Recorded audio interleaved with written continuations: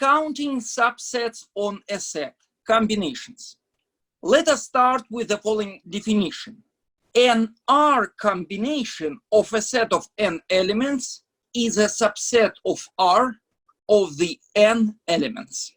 For example, let us consider the following set. This is example 1. S consists of the following elements, A, B, C, D. Then, here is the list of all 1 combinations. The set that consists of only A, the set that consists of only B, the set that consists of only C, and the set that consists of only D. So we have only 4 1 combinations. Here are the 2 combinations, AB, AC, AD, BC, BD, CD. So we have 6 2 combinations. Similarly, we have 4 3 combinations and 1 4 combination. Big question is, how do we find the number of R combinations? First of all, please take a look at definition 2. The symbol n choose R denotes the number of R combinations that can be chosen from a set of n elements. For example, if you take a look at example 1, according to line number 1, since the number of 1 combination is 4, 4 choose 1 is 4. Since the number of 2 combinations is 6, 4 choose 2 is 6. Since the number of 3 combinations is 4, 4 choose 3 is 4. Since the number of 4 combinations is 1, 4 choose 4 is 1.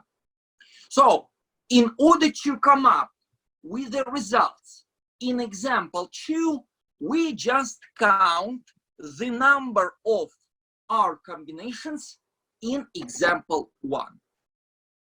Question is it possible to come up with the same results without counting all R combinations?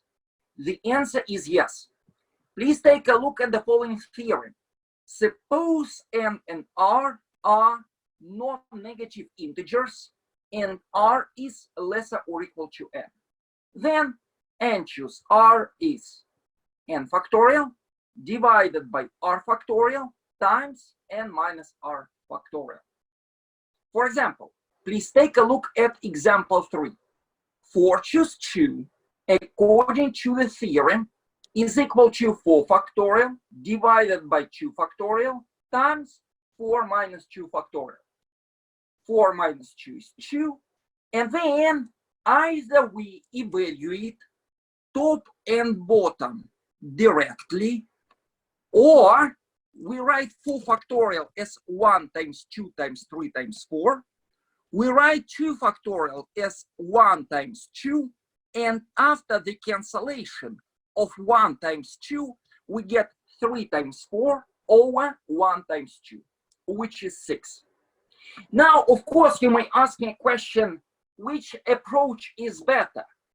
To evaluate 4 factorial directly or use the cancellation law? Well, if numbers are small, you can do basically whatever you want. However, if numbers are big, please take a look at the last example. 8 choose 5. Now, it's a pretty laborious process to find 8 factorial. However, if we write 8 factorial as the product of all integers from 1 to 8, if we do the same to 5 factorial and 3 factorial, then after we apply the cancellation law and cancel out 1 times 2 times 3 times 4 times 5, we get relatively small number on the top and relatively small number on the bottom. Top is 6 times 7 times 8, bottom is 1 times 2 times 3. Furthermore, we can cancel out 6. The result is 7 times 8 divided by 1, which is 56. By the way, let me remind you that in order to find 4 choose 4, we keep in mind that 0 factorial has nothing to do with 0. 0 factorial is 1. So 4 choose 4 is 1. Any questions here? When would you use n choose r as opposed to one we learned earlier, which was like the n factorial over r factorial or something like that, n minus r factorial? It's an excellent question. Please do not confuse R combinations and R permutations. The difference is in R combinations, order does not matter. In R permutations, order does matter. For example, please take a look at example number 1, 2 combinations. We have only 6 2 combinations: AB, AC, AD, BC, BD, CD. However, the number of 2 permutations will be 12, because talking about 2 permutations, AB and BA are different things. So let us list 2 permutations. 2 permutations are ABBA, ACCA, ADDA, BCCB, BDDB, CDDC. Does this answer a question? Yes, thank you very much. Any other questions? Where does that theorem come from? How do we prove this formula? This one. Is this your question? Yes. Okay. Please take a look at this. Let us go back to one of our previous handouts. Here it is. Yes, it's over here. Please take a look at this. The number of R permutations is over here. It's n factorial divided by n minus r factorial, correct? Yes. But now observe that in R permutations, order does matter. For example, if we have 2 permutations, if R is equal to 2, like in this example over here, this is a complete list of 2 combinations. The number of 2 permutations will be twice bigger. Why twice bigger? Because for each pair, we have to find the number of permutations of these elements. The number of permutations of A and B is 2. It's 2 factorial.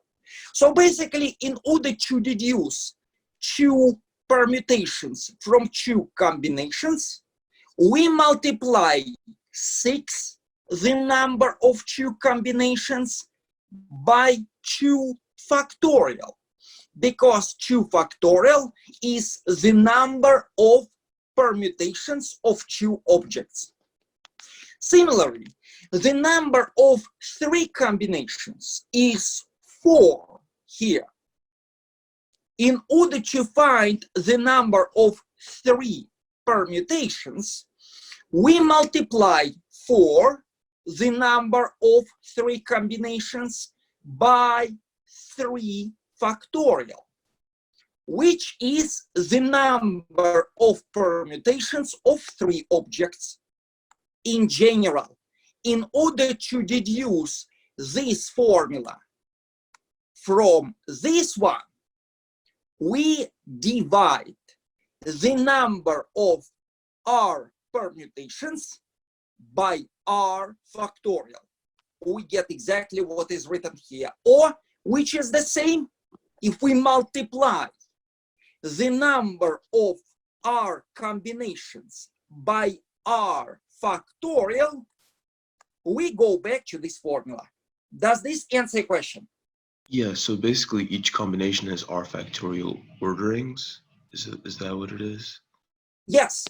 Please take a look at 3 combinations. We have 4 3 combinations. In order to come up with 3 permutations, start with combination number 1, ABC, and consider all its permutations. There will be 3 factorial permutations of ABC, 3 factorial permutations of ABD, 3 factorial permutations of ACD, and 3 factorial permutations of BCD. In other words, in order to find R permutations, we multiply the number of R combinations by R factorial. The reason is the following. In R combinations, order does not matter. In R permutations, order does matter. So for each combination, we have R factorial corresponding permutations. So the relationship between this formula and this formula is the following. In order to find the number of combinations, we divide the number of permutations by R factorial. Next. Now let us apply this theory. Please take a look at this. Suppose 5 members of a group of 12 are to be chosen to work as a team on a special project. How many distinct 5-person teams can be formed? Guys, anybody who can help me? You would have to calculate 12 choose. Exactly. Simply by definition of the choose symbol, the answer here is 12 choose 5. It's exactly what we have here. 12 choose 5 is equal to 12 factorial over 5 factorial times 12 minus 5 factorial. Next, 12 minus 5 is 7 factorial. In order to evaluate this symbol without calculator, expand 12 factorial, expand 5 factorial, and 7 factorial. The top will be the product of all numbers from 1 to 12. The bottom will be the product of all numbers from 1 to 5 times the product of all numbers from 1 to 7. Then let us cancel out the product of all numbers from 1 to 7. After that, on the top, we get 8 times 9 times and so on times 12. Bottom, 1 times 2 times 3 times 4 times 5. Let us apply further cancellations. Observe that 2 times 4 in the bottom is 8. Canceling out 8, the top is 9 times 10 times 11 times 12. Bottom is 1 times 3 times 5. Lastly, let us cancel out 5 on the top. After the cancellation, instead of 10, we get 2, and then let us cancel out 3. On the top, instead of 9, we get 3. So the whole fraction becomes 3 times 2 times 11 times 12, which is 792. Okay, who can help me with problem 2? Suppose 2 members of the group of 12 insist on working as a pair. Any team must either contain both or neither. How many distinct 5-person teams can be formed? Folks, anybody who can help me? Would it be 10 choose 5? 10 choose 5. Why do you think so? Because no, 11 choose 5 because those two exist as a pair now. Why 11? Because they both are a pair, so those two are one, and we have other 10. So 11 choose 5 means we choose 5 people out of 11. Does this have anything to do with the problem? So let us split this problem into two cases. Take a look at this. Any team must either contain both or neither. So we have two possibilities. A team contains both. Possibility number 2, a team contains neither. I think I have an answer. All right, yes. So it's a two-person group, so you'd be, without them, it would be you're choosing, I guess, 3 from 10, and then with them, it's 5 from 10. Give me a second. So So case number 2, case number 1. Our team contains both. so that would be 10 choose 5. Why 10 choose 5? Well, you're choosing a group of 5 people from the 10 that there are, because it's a two-person team, right? So there's 12 people. 12 minus 2 is 10, and so it'd be 10 choosing. So you are saying that we choose 5 people. Oh, wait, sorry. No, actually, no. So it'd be 10 choose 3 because you've already chosen the 2 people. Exactly. So if in our team we have 2 people that insist on working together, we choose the remaining 3 from the remaining 10. So in case 1, our team contains both people. The number of such teams will be 10 choose 3, because we choose the remaining 3 people from the remaining 10 people. Next, suppose our team does not contain these 2 people. How many possibilities do we have in this case? It would be 10 choose 5. And choose 5. Now we choose all 5 people from 10. What is the total answer? What is the final answer? You just add them together, those 2 cases. Exactly. So it's exactly what is written here. First of all, the number of 5-person teams containing both A and B, or neither A nor B, is equal to the number of 5-person teams containing both A and B plus the number of 5-person teams containing neither A nor B. And now the number of 5-person teams containing both A and B is 10 choose 3, which is 10 factorial over 3 factorial times 10 minus 3 factorial. After all cancellations, the answer is 120. Similarly, the number of 5-person teams containing neither A nor B is 10 choose 5. And after all computations, the answer is here 252. Finally, we add together 120 and 252. The answer is 372. Next, suppose 2 members of the group of 12 refuse to work together on a team. How many distinct 5-person teams can be formed? Any ideas here? Well, each team either has to have neither of them or one of the 2. So without either of them, it would be 10 choose 5. With only one of them, it would be 10 choose 4. But then you have to multiply that one by 2 in order to get for either member.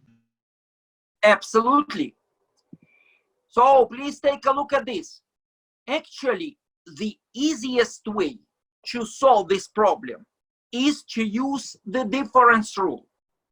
The total number of 5-person teams minus the number of 5-person teams that contain both A and B. So it's 12 choose 5 minus 10 choose 3, which is 792 minus 120, 672. Or we can compute the same number in a different way. First, let us count the total number of 5-person teams that do not have A and B. This will be 10 choose 5. We choose 5 people from the remaining 10. And then we count the number of 5-person teams that contain only A. In this case, we choose 4 out of 10, but we do it twice because we'll have the same number of teams that contain only B. So putting pieces together, it's 10 choose 5 plus 10 choose 4 plus 10 choose 4. Next, number 4. Suppose the group of 12 consists of 5 men and 7 women. How many 5-person teams can be chosen that consist of 3 men and 2 women? Guys, any ideas? Well, you would combine sets of 12 choose 3 would give you teams of 3 men, and then 12 choose 7 would give you sets of 2 women. Are you sure? Why 12 choose 3? So we have 5 men and 7 women. Oh, 5 choose 3 and then 7 choose 2. Exactly. It's 5 choose 3 and 7 choose 2. However, when you say and, what do you mean by and? Do we add these 2 numbers? Yeah, you would add the 2 numbers. Are you sure? I think it's multiplying. We use the multiplication rule. So we have 5 choose 3 possibilities for men, 7 choose 2 possibilities for women, and then by the multiplication rule, we find the product of these 2 numbers. It's exactly what is written here. We use the multiplication rule. Does this make sense? Okay, I got you. Who can help me with 4B? How many 5-person teams contain at least 1 man? What is the easiest way to solve this problem? Difference. Difference, absolutely. Which difference do you consider here? I'm not exactly sure. Well, maybe you could, let's see. I'm not exactly sure. But you first you just take the 12 choose 5 subtracted and subtract something from 12 choose 5. Exactly. We start with 12 choose 5, the total number of 5-person teams. But then what do we subtract? The number of teams that don't have any men. The number of teams that do not have any men, which is 7 choose 5. Which is 7 choose 5. 5-person teams that consist of only women.